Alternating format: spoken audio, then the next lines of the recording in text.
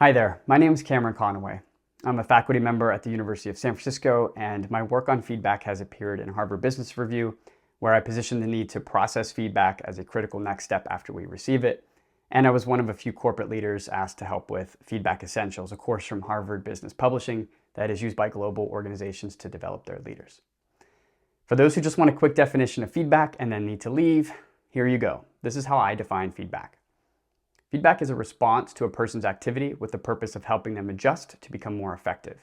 Feedback comes in various forms, including evaluative, how you did and where you are, appreciative, how you are valued and recognized, and coaching, how you can improve. For everybody else, I hope you'll stick around because feedback is one of the most underrated and neglected aspects of our personal and professional development. And I'll be breaking this feedback definition down into its parts so we have the more nuanced understanding we need to improve how we leverage it. So what is feedback? It's the time you burnt your hand on the top of the stove and learned to be especially careful not to do that again. It's the comment from your basketball coach about tucking your elbow in more on your jump shot. It's advice from a colleague who said she felt your presentation could have been much more engaging if you had read off the slides a little less, and who continued by saying that what works for her is just to keep a few bulleted points on each slide that can serve as talking point reminders. Feedback can even be your partner asking if you could please take the garbage out before it begins to overflow, because when the garbage reaches the top of the can, your dog goes superhero mode and knocks it all over. If you're anything like me, feedback has had a tremendous impact on your life. As I look back over mine, feedback can feel as common as the air that surrounds me. It's how I've improved in perhaps everything I've ever done, and it's how I've helped others become more effective in what they want to do. You've likely received feedback that has also caused you tremendous stress. I know I sure have. Check out this video where I share a real story of one of those tremendously stressful experiences. And although it may be hard to admit, our feedback to others has likely caused them tremendous stress. Again, I speak from experience here. But what if we could tap into and amplify the profound power of feedback while minimizing the stress we experience and cause due to how we give and receive it?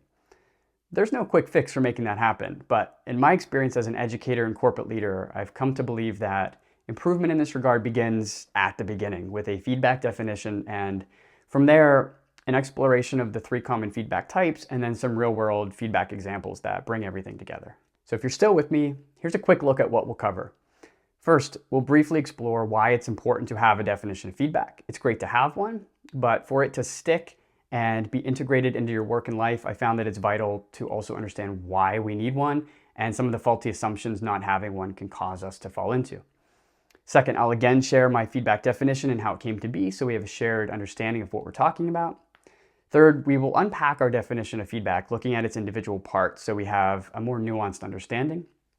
Fourth, within our feedback definition, there are three feedback types. So we'll spend some time really diving into those because these three types of feedback can serve as important overarching categories where we can explore some specific feedback examples. And then fifth, as you likely guessed, we'll explore examples of feedback for each of the types. At this point, I believe you'll have the foundation you need to begin improving how you give and receive feedback. However, I've added kind of a bonus number 6 here, additional feedback types and terms, because it's not enough to be equipped with a definition and some examples. In the workplace and beyond, you'll likely encounter various dimensions and flavors of feedback. So we'll take a tour of those to ensure that we become the feedback learning sponges we need to be to improve our performance at work and more broadly our communication with other humans, and maybe sponges. Okay, so let's take it from the top. Why is a feedback definition important? So first, let me back up. Consider that John Hatt, an education professor, spent 15 years of research and synthesized some 800 meta-analyses on achievement in learners. Here's one of the books that came from that work. In summarizing the results of John Hattie's own epic achievement, researchers David Carless and David Bood put it this way, quote, "The most powerful single influence on achievement is feedback, but impacts are highly variable, which indicates the complexity of maximizing benefits from feedback," end quote. So, team, what we have here is just one of many proof points about the power of feedback in helping us learn and grow. However, Hattie also calls out the complexity of maximizing benefits from feedback. This is why I want us to spend some time here understanding our why. Feedback can catapult your development like nothing else, and it's complex. It takes work, and it takes leveling up our ability as communicators. Because feedback is everywhere in our life, many of us assume we all know what feedback is and we assume other people see it in the same way we do. These are big assumptions, team, that can lead to a host of communication challenges, and they tend to lead us to believe that we don't really need to have a shared definition. Indeed, in part because of these assumptions, the vast majority of the feedback articles out there and even entire books about feedback tend to skip past defining what it is. The result then is that we tend to have no shortage of content about giving feedback, receiving feedback, even building great feedback cultures for our teams at work, but it all feels a bit like we've put the cart before the horse. These assumptions carry over into the corporate world, where some leaders speak beautifully about the importance of effectively leveraging feedback throughout their organization, but do not offer their employees a definition, let alone training to make sure everybody has a solid foundation for what's being talked about. Related to this, according to a few search engine tools, millions of people each month search for feedback, or what is feedback, or feedback definition. Again, all in an attempt to get a baseline sense of what it is. But turning to search engines for an answer can lead us down rabbit holes where we get all types of feedback definitions. Definitions relating to the human-to-human type of behavior-based feedback, which is mostly what we're covering here, but also some confusing definitions related to self-regulatory biological systems or feedback as it relates to electrical devices. Those who go deeper or want a more authoritative source may land on Professor Ramaprasad's 1983 paper in behavioral science titled On the Definition of Feedback, which defines it like this. Quote, "Feedback is information about the gap between the actual level and the reference level of a system parameter which is used to alter the gap in some way." End quote. I love this definition's focus on recognizing and altering the gap. This framing has stuck with me for years, and to this day is often the lens through which I view the feedback relationship. Because if you think about it, feedback is meant to address some kind of perceived gap. However, as I've reflected on this definition over the years and presented it to others, they've provided feedback that I agree with, that it feels too jargon heavy for a general audience, what with system parameter and reference level. So I no longer lead with it when attempting to define feedback for others. So all that to say, finding a solid feedback definition is harder than it should be. And to come back to our why, here are 3 reasons why it's important to have one. Number 1, doing so can help dismantle the pervasive assumptions we mentioned. Number 2, it can ensure you and your team, or otherwise those around you, are aligned and have a definition to point to when situations arise. This can be especially helpful if you're a manager onboarding new teammates. And number 3, it can set us up for continued learning on the topic, as we'll be doing here, because the definition can serve as our foundation and save us from that horse stirruping some trouble as we read the many great articles out there about various elements of feedback. All of this leads us, yes, to our feedback definition again. After spending years reading many books and hundreds of academic papers and popular business articles, here again is where I've landed. So let's start to unpack this feedback definition. There are 3 parts worth exploring here. First, let's zoom in on this one. Is a response to a person's activity. This part centers that there was a stimulus, right? Something happened. In this case, a person's activity, and that there was a corresponding response, in this case, to a person's activity. Response here is intentionally a bit vague because a feedback response can range a gamut that includes everything from an audience's standing ovation, which is feedback letting a performer know they did something exceptionally well, all the way to an in-depth conversation with a colleague where maybe a more junior colleague provides what's called upward feedback to their manager about how they feel they are being micromanaged and that they are struggling to remain productive and creative as a result. Let's continue to the second part, with the purpose of helping them adjust. The purpose of feedback is to be helpful. However, as you've likely learned through experience, having the best intentions, the best purpose, doesn't necessarily mean things will go smoothly. You can have great intentions and still either deliver terrible feedback or deliver feedback terribly.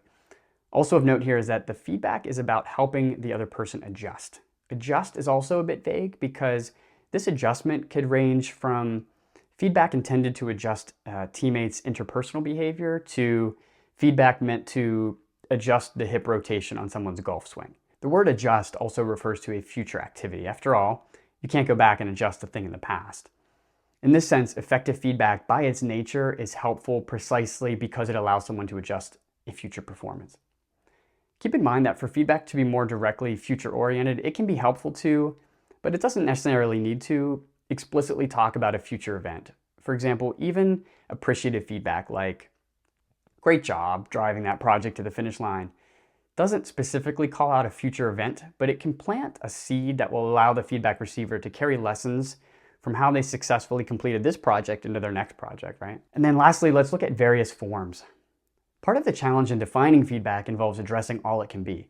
Is it the compliment you received in the morning from your yoga instructor, the not so great performance feedback score, the one tied to your bonus that you received from your manager in the afternoon, or your daughter's glee when for the 100th time you read The Very Hungry Caterpillar before bed? Yes, all of those can be considered feedback. In this sense, various forms leaves space for the many other forms or types, which we will cover, while specifically naming three of the most common: evaluative, appreciative, and coaching, which can serve as foundational types that many feedback examples can fit into. And that leads us to exploring the three feedback types. So these three feedback types come from a book titled Thanks for the Feedback. It's a great read from Douglas Stone and Sheila Heen of the Harvard Negotiation Project. And I found that the three primary types they've come up with to be quite reflective of my own work and experience. You'll find a link to the book in the description. So here's how we define each type. Evaluative feedback helps you see how you did and where you are. It is evaluative because it compares how you did to how you could have done. So in this sense, it's similar to Professor Ramaprasad's The Gap Between the Actual Level and the Reference Level.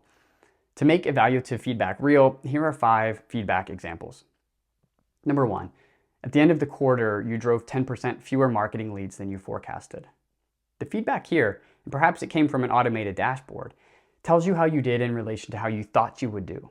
This not only lets you know how you did, but it provides a data point that can be the signal you need to improve how you drive leads and/or improve your next forecast.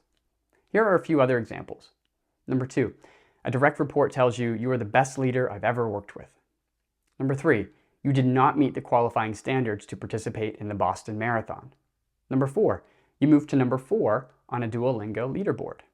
Number 5, your formal bid in response to a request for proposal, RFP, was selected. Notice the variation of these examples. We have a positive but rather vague comment from a direct report next to an example of missing your quarterly number. These are still evaluative because they directly or indirectly contain a comparative data point. You may be thinking, what? Wasn't that comment from the direct report also the appreciative type of feedback? Indeed, you are correct. The types of feedback can blur into each other. At times, it can feel like the feedback types exist on a spectrum.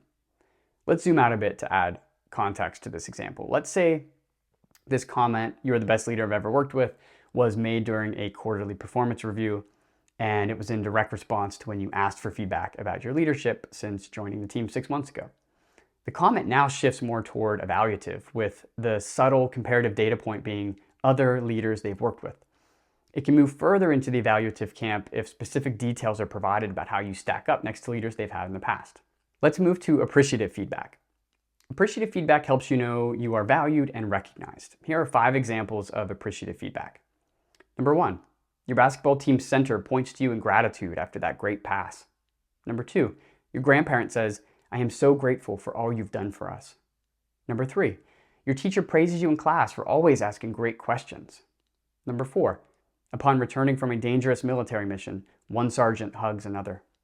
Number 5, a patron at the restaurant where you work leaves you a great tip. You'll notice that appreciation can be spoken in words, as the grandparent teacher did, or it can be unspoken or non-verbally communicated, as with the basketball center, the sergeants, and the patron who left a great tip. Unlike evaluative and coaching, which can touch on negative areas, appreciation is positive. It motivates us. Keep in mind, however, that everybody wants different types of appreciation. Some, though they may not admit it and might blush as it happens, love to be appreciated in front of peers. For others, quietly renewing their contract for another quarter may be all the appreciation they want or need. If you're a people manager, it can be especially important to know how those around you want to be appreciated. A great leader, for example, would not frequently embarrass a colleague by praising them publicly when that is the last thing they would ever want. One point to note here, appreciative, positive feedback is vital. It's so vital that I included it in my video here, where I take an evidence-based approach to addressing 5 of the most common workplace feedback myths. While some erroneously view this type of feedback as the fluffy form of feedback that nobody needs, studies suggest that providing positive feedback, especially very specific positive feedback that goes beyond "great job," can improve employee satisfaction and development. I'll link to a few good resources about the importance of positive feedback in the description. And that leads us to coaching feedback. The coaching feedback type helps point the way to how you can improve. Here are 5 examples of coaching feedback. Number 1, A colleague tells you they love the flyer and social media graphics you created, but to please make sure to use the company's proprietary font. After a conversation, they recommend taking a course they just completed titled Omnichannel Branding. There's a positive comment in this feedback, and it's also coaching feedback because it highlights a gap and a potential way to improve it in the future. Keep in mind that coaching feedback can come from anywhere. It need not be from a more senior colleague. Number 2, here's what worked for me when I was in a similar position, a colleague begins. Number 3, your ballet teacher offers advice on how to improve your grand plie. Number 4, through active listening and asking questions, one teammate guides another to finding their own solution to a challenge. Number 5, a teammate says, I'm not a great public speaker, but I noticed each time you looked down at your notes, took away some of the great energy that kept your audience engaged. Are you open to working together so we can both improve? Similar to our other feedback types, you'll notice some variety here. Coaching can be as direct as, here's how to point your toes for the grand plie, or as in the active listening example, more like a torch that helps light the way for another person to discover the answer for themselves. In some work environments, coaching relationships may be more formalized, such as more senior colleagues serving as a coach for a more junior colleague. But as stated, it doesn't have to be that way. We all have things to learn from each other, and we can all be coaches for each other. The coaching feedback type perhaps most obviously corresponds to the with the purpose of helping them adjust part of our definition of feedback. But the other types do as well. Consider how positive feedback that is more appreciative in nature, such as, great work on your latest revision. I see the immense work you put in, and your essay reads so much smoother as a result. Can help a beginning writer see the value of their effort and ensure they put in such effort on a future essay. Or consider how knowing how you did on a project at work, evaluative feedback, can help you determine which qualities to bring to your next one. And that leads us to our bonus, additional feedback types and terms. So here we will do a whirlwind through some types and terms that I've categorized and found it helpful to know. So you have these wherever you are. I've also assembled them into a PDF, which I've linked to in the description. Okay, so here we go. The primary term to describe generalized feedback capacities, feedback literacy. Feedback literacy is a term I use to refer to an individual's understanding of and capacity to effectively give, receive, and process feedback. The term has research roots in the world of education, where it is primarily used to describe students' ability to receive feedback. I've expanded its use, pulling it into the business world, so we have a broad term to describe overall feedback capacities. The next category is feedback based on formality and timing, so the following terms and examples all fit within that. Planned feedback. Planned feedback refers to any feedback session that is scheduled in advance. Often referred to as formal feedback, this type of feedback may occur at regular intervals, such as during quarterly or annual performance reviews, or even within a day's notice. The benefit of a formal feedback session is that the primary feedback givers and receivers have a chance to prepare. An example of planned feedback would be a customer experience CX team leader schedules a 90-minute quarterly performance review with each of their direct reports. The meeting invite includes an agenda detailing the topics to be covered. One of the topics reads, growth opportunities, areas where you can grow, plus your thoughts on how I can grow. This could be considered a formal feedback session. Informal feedback. Informal feedback is often considered the most common form of workplace feedback because it can occur anytime and come from anywhere in the organization. Although informal feedback is often thought of as differing from formal feedback in that it is not scheduled, it can include scheduling and planning elements. The benefit of good informal feedback is its timeliness. Sometimes this type of feedback can be incorporated minutes after an activity, leading to improved outcomes. An example of informal feedback would be employee A types up a long email to relay feedback to employee B about their performance on a project. Employee A plans to send the email after employee B is back from an international business trip. And here's another example. A junior designer conducted a stakeholder meeting and was tasked with creating a first draft of the company's new brochure. Upon seeing the design on a shared digital whiteboard, the design lead quickly called the junior designer to share how excited they were about the direction. Your use of white space is spectacular and ensures the viewer's eyes are drawn to our calls to action. Great work. Might you be able to incorporate a similar design aesthetic in the footer? Otherwise, it feels like two different brands are colliding. Unplanned feedback. Unplanned feedback is not scheduled in advance and occurs in real time. Although it's often referred to as informal feedback, unplanned feedback differs in that it is truly spontaneous and in the moment. Therefore, employee A's conscious email could be considered informal, but it would not be considered unplanned. An example of unplanned feedback would be, on a team call with many junior colleagues, colleague A, also relatively junior, senses the conversation is going too in the weeds rather than focusing on getting alignment on the big rock, which was the purpose of the call. Team, they say, I like that we're digging into the details, but I'm wondering if we should first get alignment on the overall direction. The manager agrees. Great point.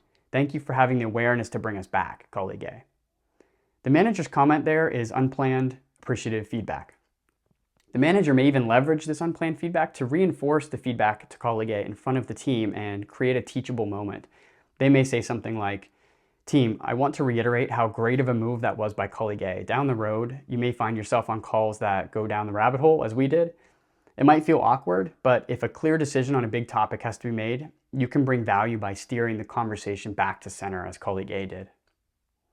Real-time feedback. Real-time feedback occurs as the activity is happening. It can be planned, as in a collaborative working session, or unplanned, as in feedback received from the audience during a presentation. An example of real-time feedback that is planned would be the design lead mentioned earlier schedules a 30-minute call with the junior designer so they can work in real time to improve the brochure. The next category is feedback based on source, self-feedback.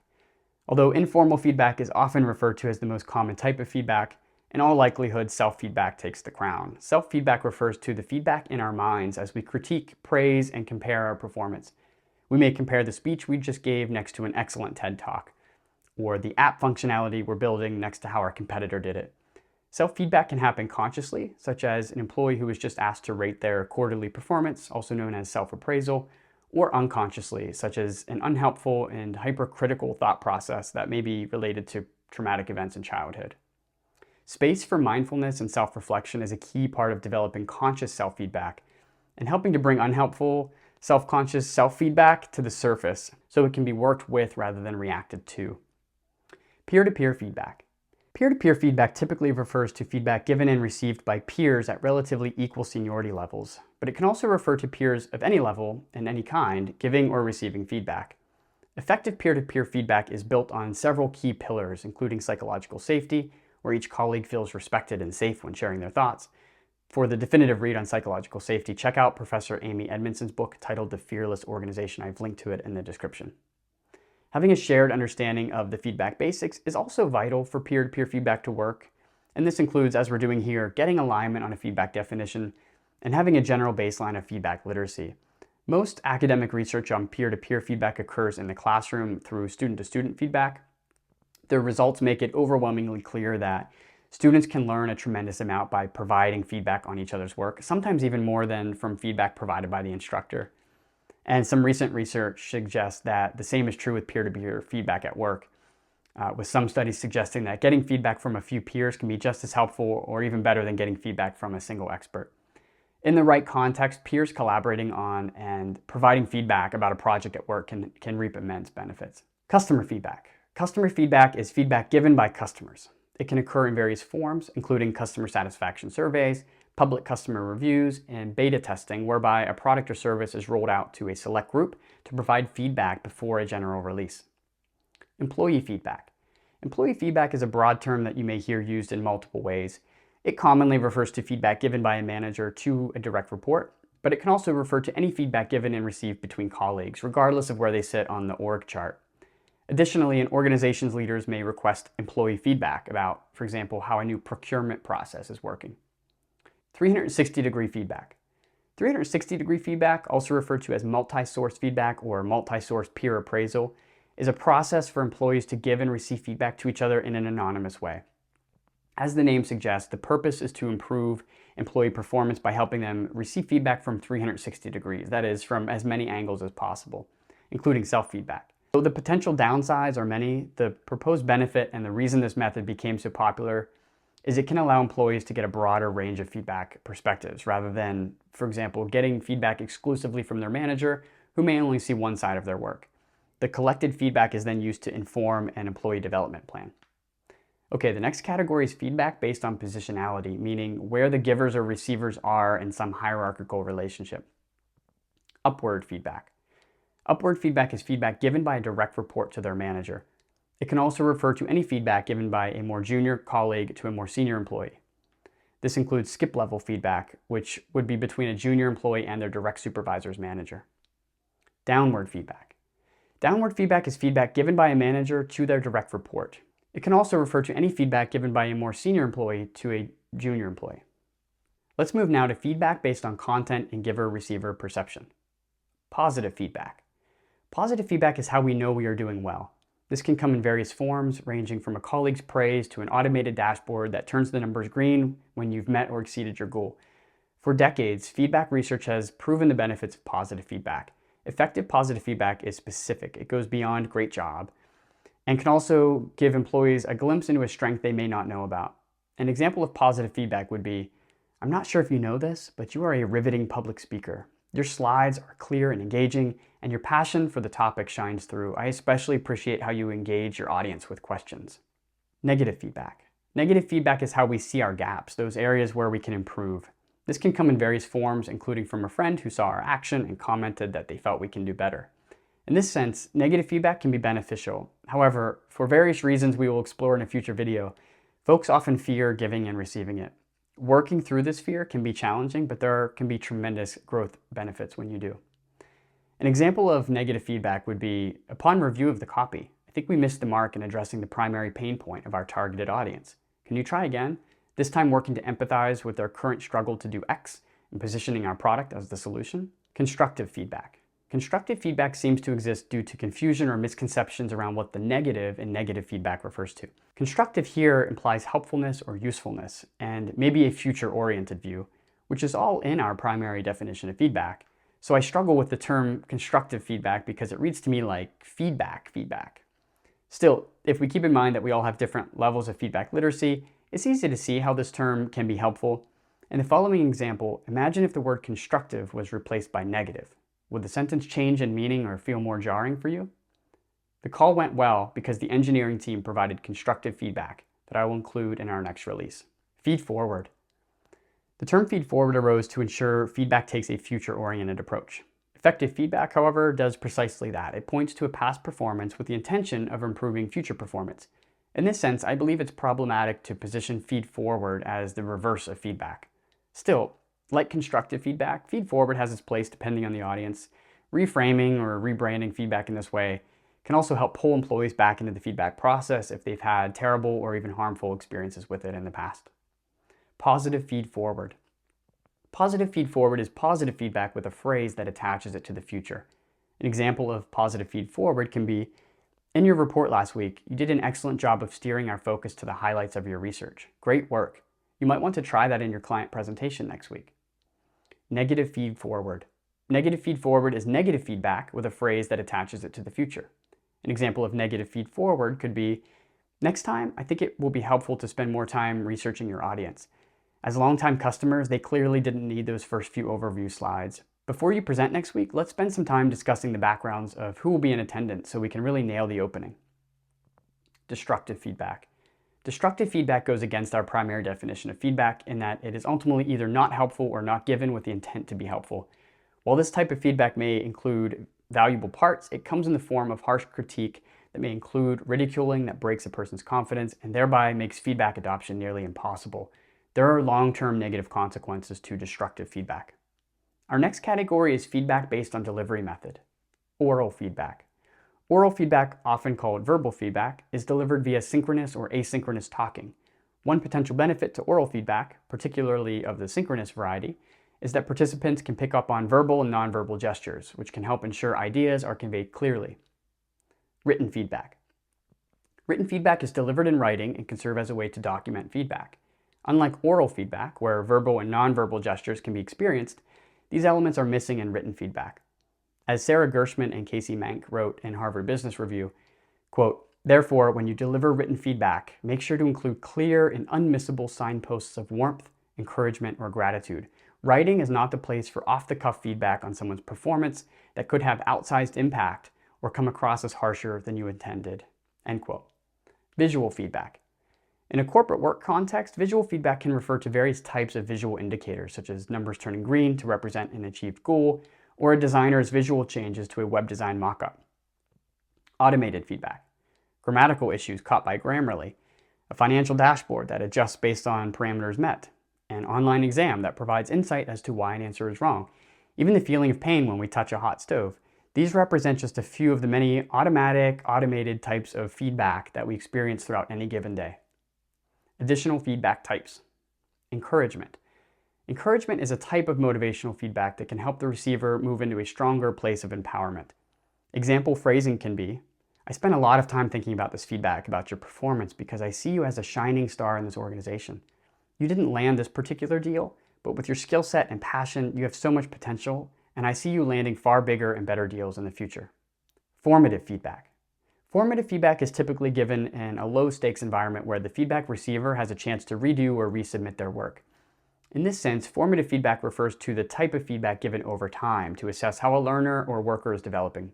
Formative feedback differs from summative feedback in that summative comes near the end and typically addresses how much the learner learned or the worker developed. Summative feedback. Summative feedback is how we know how we did on an exam or a project, something that has reached an end. In the classroom, for example, a summative assessment typically attempts to measure all course material. This type of feedback is critical to help learners and workers understand how they did on a final or otherwise completed project. Criticism. Criticism can be considered a type of feedback that points only to the areas to be improved. It addresses and critiques a past performance without providing guidance or a future-oriented lens. Other feedback terms you may come across. Feedback-seeking behavior. Feedback-seeking behavior, FSB, refers to how individuals seek feedback either by reading the actions of others to infer what it means, or by explicitly asking others for feedback. Since 1983, Dr. Susan Ashford and others have been researching feedback-seeking behavior. In organizations, feedback-seeking behavior generally leads to positive improvements in performance and the conversational feedback process. Note, you may also come across indirect feedback-seeking behavior. This separates asking others, direct feedback-seeking, from reading the actions, indirect feedback-seeking, to highlight one's efforts to intentionally observe the behavior of others for the sake of improving in a particular area. Feedback orientation. According to Manuel London and James Smither's classic 2002 paper in the Human Resource Management Review, feedback orientation refers to an individual's overall receptivity to feedback, including comfort with feedback, tendency to seek feedback and process it mindfully, and the likelihood of acting on the feedback to guide behavior change and performance improvement. Note, are you a freelancer? See the article I linked to in the description about how freelancers can develop their feedback orientation. And that's a wrap, team. If you found this video helpful, more are coming, so subscribe to get notified. But really what I'd love is for you to bring any insights you found here into your relationships with others, and of course to provide me with any feedback you may have. May you and those you love be well.